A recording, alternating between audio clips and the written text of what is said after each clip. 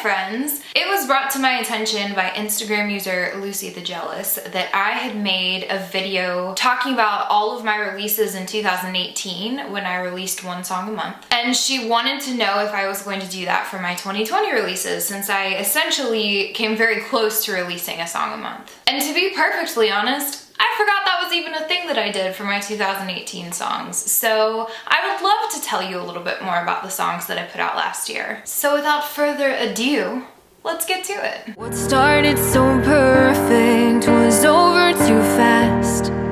I should have seen the warning signs, 'cause perfect doesn't last.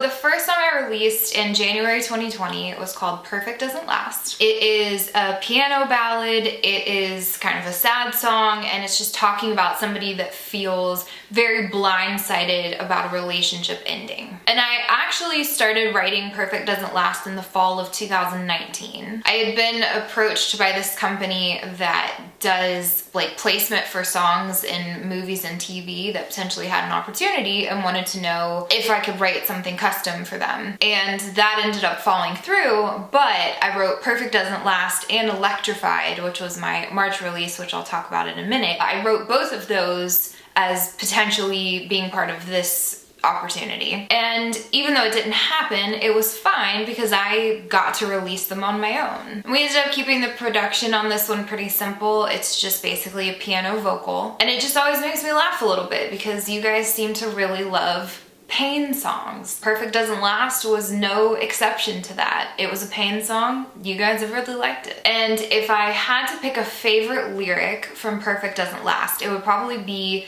the beginning of the second verse, which says, "You got inside my head, taking up every inch of space, till there was no room left, so many parts of me erased." And I think that a lot of people who have been in relationships have experienced that feeling of becoming so like invested and wrapped up in a relationship that they start to lose themselves in it and end up getting kind of taken over by this other person. Yeah, I just really like that lyric. I'm gonna build me an empire, and it's lonely at the top, but madness and greatness can both share a face, and nobody will ever convince me to stop. It's my destiny. I was born to play this game, so fear me or love me, it's all the same. My February release is definitely my biggest release of 2020 and one of my bigger releases historically that I've put out, and that was Empire. And Empire was a song that I wrote inspired by Daenerys Targaryen's character arc in the last season of Game of Thrones, which was very controversial. Not everybody was a fan. I personally thought it was fascinating. I didn't love it or hate it. I just thought it was really interesting. And so I wanted to create this song from her perspective, talking about how she does not care if people love her or hate her. This was always who she was meant to be, and basically anybody that didn't get on board could just F off. I immediately knew I wanted the production on this to be very big and dramatic because it is a very big and dramatic song. So I brought in two strings players that I have worked with before on several tracks. They've played on Empty Words and the 2007 Reimagine track, and then the cellist Austin played on I Scare Myself. But Chuck and Austin are just freaking fantastic, and it's always such a pleasure to work with them. And so we brought them in on this track because we really wanted it to have a very orchestral feel to it. And their studio days are some of my favorite days in the studio because they basically like take a listen to the track and then just kind of wing it, and whatever they end up winging is like the most beautiful thing you've ever heard in your entire life. And the funny thing is that in part I actually wrote this song for Chuck, who plays the violin, because when he came in to play on Empty Words in 2007, we ended up listening to I Scare Myself, what the cellist Austin had played on, and Chuck was just like, oh man, like that's a really cool track. And I was just like, I'll write something for you to play on that's kind of like in a similar family to that. And one of my favorite production things that we did on the song was we really added a bunch of like heavy hitting drums in the last chorus to just really give it a big feel. We just went all out in that third chorus, and then I loved the idea of having this like string part kind of fade out. And so basically Austin, who's the cellist, improvised that whole outro. It just turned out great. It's hard to choose a favorite lyric from Empire, but I think it's probably just the simplicity of madness and greatness can both share a face, because I feel like it just sums up Daenerys perfectly, like in one line. So this is what it feels like when someone gives you butterflies. It's freedom in the free fall. Now my heart is electrified. As I mentioned earlier, my March release was called Electrified, and I originally wrote it with a TV show or movie kind of playing out with this song in the background. So it's kind of the contrast to Perfect Doesn't Last, which would be like a, you know, really sad scene, and Electrified would be the very like upbeat falling in love scene. And it felt cool because it was very different than a lot of the stuff that I've done before. I wanted to make more of a dancey track, and we kept the production on it fairly simple. The thing that sticks with me about this song the most though is that I was writing this in kind of the peak of me mysteriously for no reason losing my voice for about 4 months last year. Essentially from November through February, November 2019 through February 2020, I just didn't have a singing voice and really was having trouble speaking as well. It was the weirdest thing. It never got answered as to why it happened. It just came back one day and I was so thankful.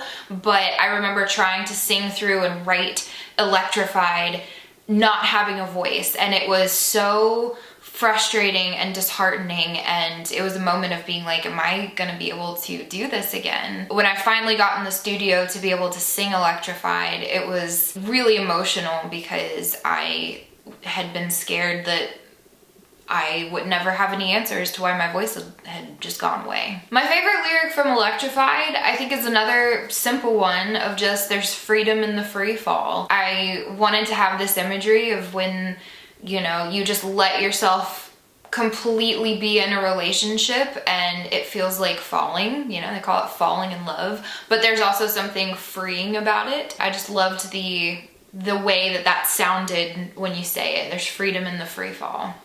But if I were someone else, I'd be braver and I wouldn't hesitate to walk right up to you and say, dance with me.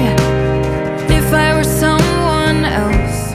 The song that I put out in April is called Someone Else. And Someone Else is a song that if you've been following me for a while, you know that I have written and am now querying a book and wrote music to go with the book. So I've written 7 songs that kind of act as a soundtrack to the book. And the chorus for Someone Else actually originated as one of the songs that I was going to include in the book soundtrack. So it gives you a little bit of an idea of kind of the vibe of the book soundtrack. So I ended up going kind of a different direction with the book character. So I ended up not using this song as part of the book soundtrack, but I still really loved the chorus. So I decided to flesh it out into the full song and just release it kind of on its own. And it's got kind of a musical theater vibe. It's the story of a person that is essentially having this whole daydream about how she would love to just be bold enough to go up to the person that she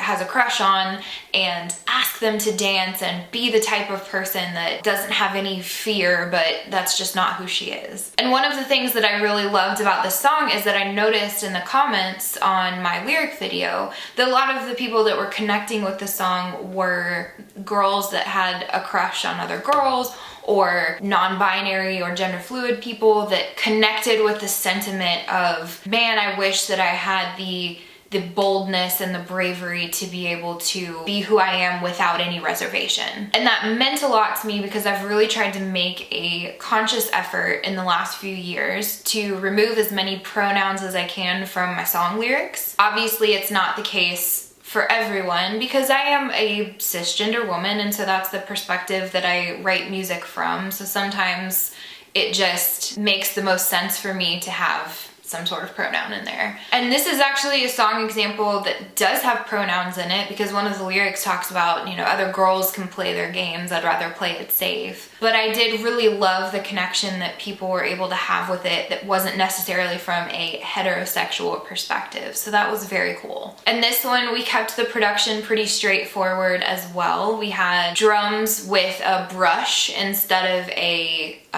drumstick, so that was cool. And I also enjoyed playing around with when the full production comes in, like at what part of the song, because it starts out as piano and vocal, and instead of everything coming in on the chorus, it actually comes in on the pre-chorus. And so I've just been having fun like playing with different spots where you can kind of bring everything in that would be a little unexpected. And then one of the other things I loved about this one is Daniel was able to do this electric guitar kind of echoey thing that I thought really just added a lot of flavor to it as well. If I had to choose a favorite lyric from this one, it would be, yes, this might be shaky ground, but I know where I stand. It's one of the first lyrics that I wrote for this song, and it really captures, I think, the spirit of the song and of the character that's singing it, which is that they know that they're flawed, and they know that it's not necessarily the right decision to just be resigned to this fact that they're never going to get the person that they want,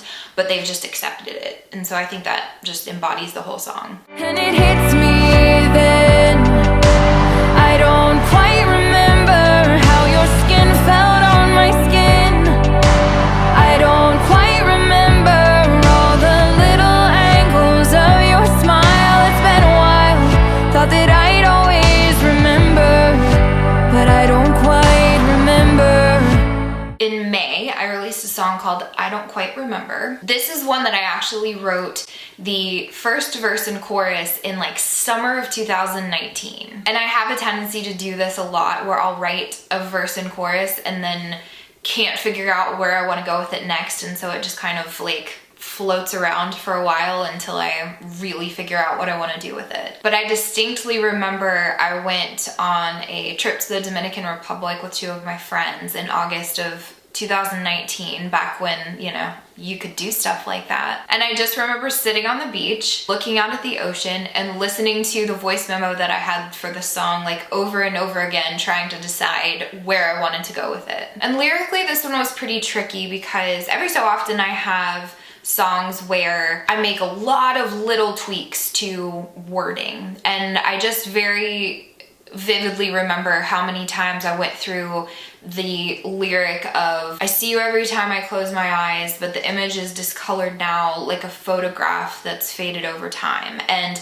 that had so many different variations before I actually landed on the final one. And that's just something that happens with one of my songs, but that one was tricky. It was tricky to figure out. Sorry, I had to adjust the curtains because there's a vent down here and I forget about it almost every time I sit here and film a video, and if I have the curtains closed they just blow around and it looks like I'm being haunted by a ghost. So don't know how long that was going on before I noticed it, but fixed it. Where was I? Everything felt like with I Don't Quite Remember that it just kind of fell into place nicely with production. I knew that I wanted to have this like floaty guitar part before the piano came in, but I wanted the piano to be very driving. And then I think one of the other things that really makes the song is this percussive part that we have in the chorus where it's and it hits me then, and it's in the background it's going.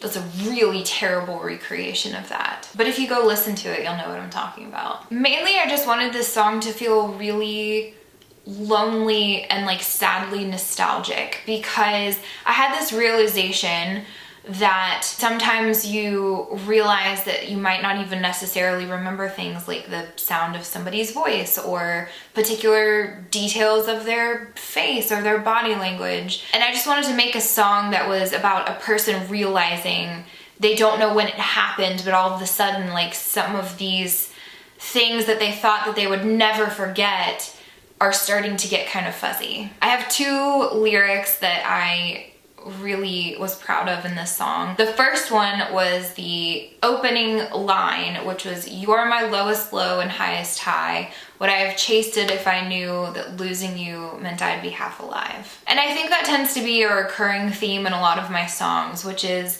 would you go back and change something having the information about it that you know now? And I also just love that one because I wrote it when I was walking my dog. I was walking Manny and I had this idea, would you chase a high if you knew that the low would feel so terrible?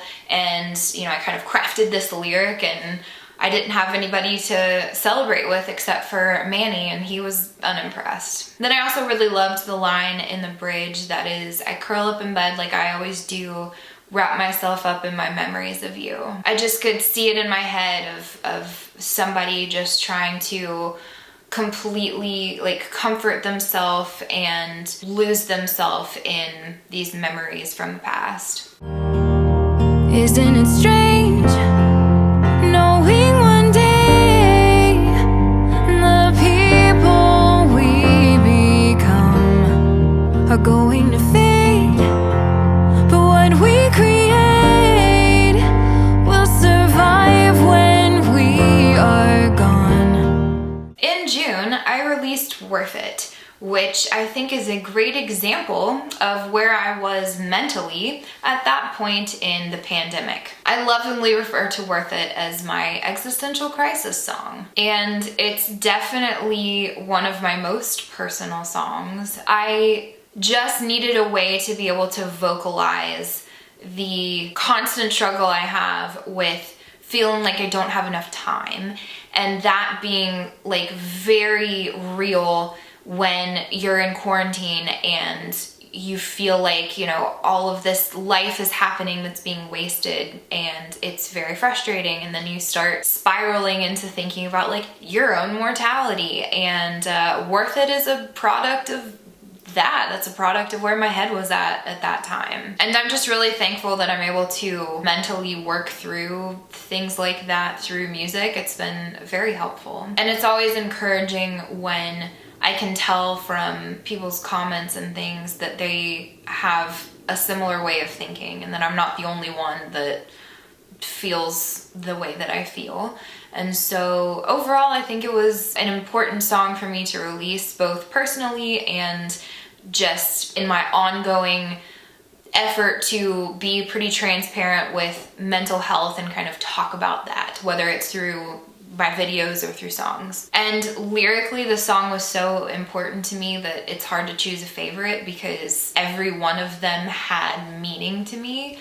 But I think I liked the theme of the race against time in the lyric, talking about, I have so much left I want to finish, with no guarantee that everything I'm chasing won't outpace me. It's a race that I'm so scared of losing, because that's how it feels sometimes, that you're just trying to outrun time, and it's this competition that you're ultimately going to lose. How do you deal with that? And how do you get everything done that you want to do in your life? And it's overwhelming. I'm not your savior,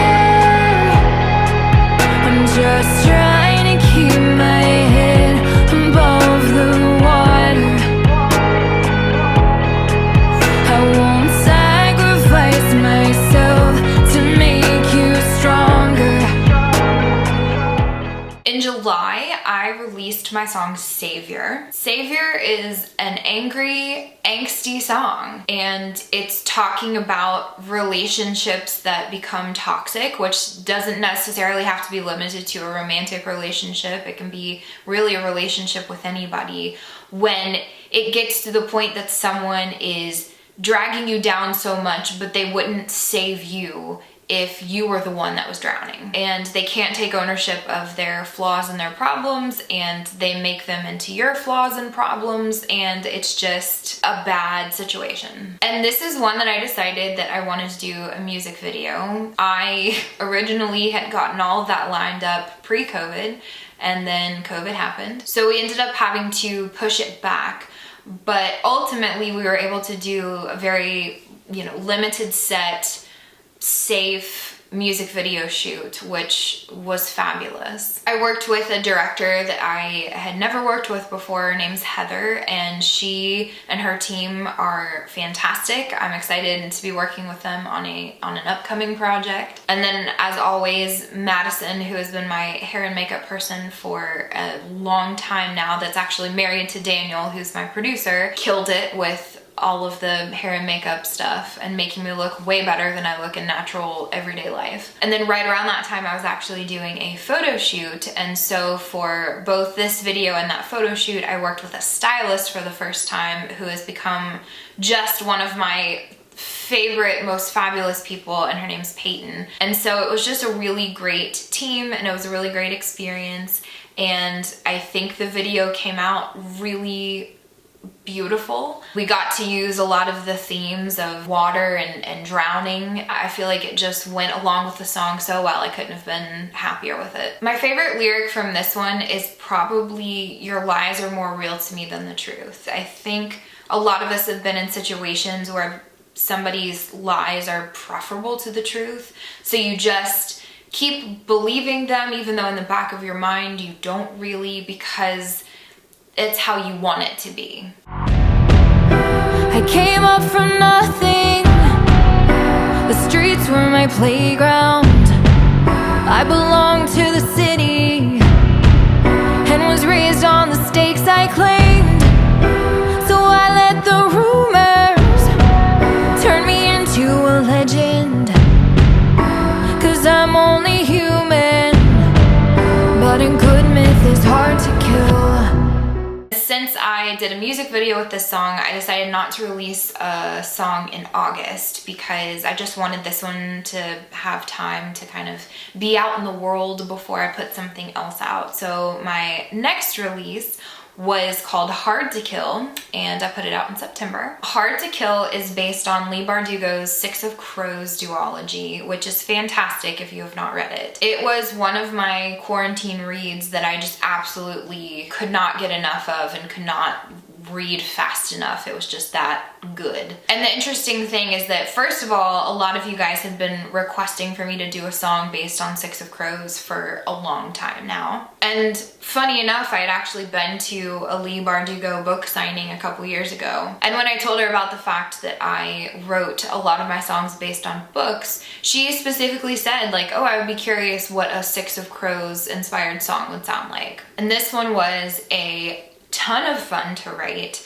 I had an interesting thing with this one where sometimes I'll have a song where I start out with what I think is the chorus, and then it ends up becoming like maybe the verse or the pre-chorus, so a lot of the like parts end up switching around. And I think I originally had with Hard to Kill the part that's the world owes me a debt, now I've come to collect, as part of the chorus, and then it just ended up making more sense as a pre-chorus. We had a fantastic time playing around with the production on Hard to Kill. There's so many different like weird sounds in there that we pulled samples of. There's this like weird thing in the pre-chorus that is this like machinery sounding type thing. If you listen to the bridge, there's a match striking and kind of the sizzling sound that goes with that. So there's so many different weird, cool sound effects and little things happening in this song. And I typically, when I'm writing a song, never have any planned background vocal parts, but this one I always knew in the pre-chorus when it has the the world owes me a debt, I always knew I wanted that like background part in there. And I think it was when we were in the studio we ended up adding the part before the bridge that's got a lot of the like vocal echoes and things where you hear the match striking, because we just wanted a lot kind of pinging around and happening before it went into the bridge, which was very stripped down and simple. So I just always love when we have a song where we try a lot of stuff that we've never tried before, and I think this was one of those songs, and it's just fun. Like, that's just a lot of fun. And my favorite lyric from this one is just let them see my worst and they'll never judge me for my best. Because other than feeling like it was a great fit for Kaz, who is the character that it's based on, I think that that's a sentiment that a lot of times people feel, where it's like, if I try my best and fail,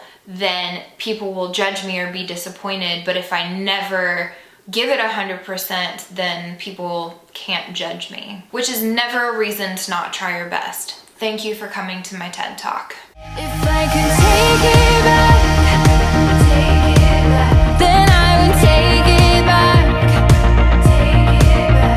But what's done is done, and it's pretty clear we both know that. In October, I released a song called Take It Back. The story behind this one is I wanted somebody to be singing the song that was the one that was at fault for a breakup. So they're the one that initiated the breakup, and then they are having regrets about it. And in my mind, this scene takes place when they haven't seen each other in a long time and they decide to meet up, and the narrator is trying to be casual about it, but is very nervous and realizes that they made a mistake breaking up with this person and wanting to feel it out and see if the person feels the same. And I wrote essentially two different versions of this song because I could not decide if I wanted it to be a very upbeat song or a piano ballad, so I ended up doing both. But definitely for the one in October, it was very upbeat and very driving, and we actually, I think, took the piano completely out of it, so it was mainly guitar driven and having like kind of the beat that kept it going. And to me, it just feels like the kind of song that you want to like turn up in the car and just sing at the top of your lungs or do as like a karaoke song. And I think probably my favorite lyric on this one was the opening line. We met up for coffee just casually. I said, this will be fun, but I lied through my teeth. Sometimes it's fun with lyrics to just shoot straight and be, you know, not try and have any like hidden nuance, deep meaning, but to just say it. And that's an example of a lyric that just says very plainly what the person is thinking. And I think that there's just as much value in those kind of lyrics as there are for ones that have lots of layered meanings to them. If I could make it right, then I would make it right. I came to my senses, but I didn't do it in time. So November brought us the other side of the coin of Take It Back, which is the piano version. Like I mentioned earlier, I couldn't decide if I wanted this to be an upbeat song or a piano ballad, and decided to just do both. The main thing I was thinking about in that decision was Dancing on My Own, where you originally have the Robin version that was like a, you know, just straight up dance song, and then Callum Scott that did the stripped down ballady version, and both of them are fantastic. So I ended up doing like a totally different vocal for it because obviously it's got a very different feel to it, and it can be a lot of fun sometimes to make multiple versions of the same song. I really enjoyed back in 2019 doing the Porcelain Heart Reimagined EP and having new versions of songs that I had done before, and this one I just got to do it back to back. Congratulations, you ruined Christmas. I never thought I'd have a reason to start hating my favorite season. And then finally, for the grand finale, in December, I released my first and probably last Christmas song, You Ruined Christmas. I've talked about this before, but I had always sworn that I was never going to do a Christmas song because I feel like it's very easy for them to be cheesy. There's not really anything to be said that hasn't been said before, and I just had always said I'm never gonna do that. But I started thinking about the like stereotypical Lifetime and Hallmark Christmas movies and how it's always a couple whose like total foundation of their relationship is Christmas, and it's become almost like a parody of itself. Like they're very self-aware of what they're doing, but it's a formula that people love, which led me to go down the rabbit hole of being like, well, okay, what if this couple breaks up and then the next Christmas it's like every single thing that they did together now has like a bad memory having to do with Christmas because the entire relationship was Christmas themed. So I really wanted to write a song from the perspective of the jilted lover from a Hallmark Christmas movie that it is now the following Christmas and they got dumped and Christmas is kind of ruined and they used to love it. It was so ridiculously fun to write because comedy songs, it just has a different feeling when you're writing it. It was so much fun to record because I went in and said, let's put every single like classic Christmas song thing on this track. So we've got the jingle bells, we've got the horn section. I mean, it's just chef's kiss. And then because if I was going to make my Christmas song debut, I was not going to do it halfway. I decided to do an entire photo shoot for this song. I had the idea that I wanted it to start very like put together 1950s, almost like a Christmas ad of the perfect housewife, and just see her like fall apart by the end of it. So I reached out to a photographer that I had worked with earlier in the year named Libby, and she was 100% on board for the idea. I started hitting up the Goodwills to try and find Christmas decorations in like July or August because we ended up doing the shoot in the beginning of September and most places did not have Christmas decorations out yet. I ended up finding a bunch of great stuff to be able to use for the set and had the idea to make a cake that I could just eat with my hands and be sad and have the mascara tears and just the whole 9 yards. And I got the like loudest Christmas print dress that I could find. I got Madison to do my hair and makeup with like the rolls and the red lip, and it was just perfect. And we basically just laughed for 3 hours straight. It was so much fun. It was so ridiculous. Couldn't have asked for a more perfect photo shoot that played out exactly as I had planned it in my head. So those photos end up kind of being a slideshow in the lyric video, and I just am very proud of that song. It was a ridiculous end to a ridiculous year, and I got to eat cake with my hands, so who could ask for more? And my favorite lyric from that one was the bridge, which is, "There's no way I can have goodwill towards men unless they're made of snow, I'm done with them." Because it's just absurd. So yeah, I hope that you guys enjoyed these behind the scenes kind of tidbits and stories and stuff from the songs that I put out in 2020. I know that I wouldn't have been able to keep my sanity if it weren't for being able to put out music, so I hope that my music in turn helped you guys get through what was just a very strange, stressful year. And I'm excited to keep it rolling in 2021. I've already had my first release, which was If You Let Me. I've got another one coming out in a couple weeks, and I don't think I'm going to be able to do one song a month this year because of COVID, but I'm going to do my best to put out as much music as possible. And I'm just very grateful for you guys, and I love you, and I will see you next time. Bye.